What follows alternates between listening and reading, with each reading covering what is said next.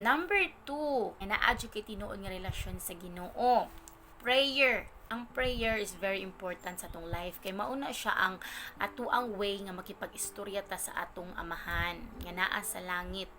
Yes, kay mauna siya ang atong communication, ang prayer. Diha nimo maistorya tanan sa iyaha ang imong gusto istorya, ang tanang pagpasalamat nimo through prayer. Mauna siya, maunang importante kayo ang prayer, di ba? Kung naa na sa imong kinabuhi nga nagaampo gid ka perminti kay God sa tanang panahon, sa tanang sitwasyon, mauna siya ay tinuod nga naa kay relasyon sa atong Ginoo. Diha nato mapakita sa iyaha ang atong gugma through prayer. Pwede ta mo hilak.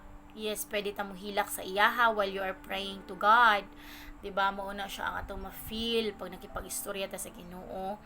Kay tungod sa gugma, ang gugma nimo sa iyaha, maipakita nimo sa iyaha ang imong gugma through prayer nga mag-ampo ka sa iyaha og tinud-anay. Tanan dili lang sa naa kay problema mo ampo ka sa Ginoo, kailangan sa tanang panahon.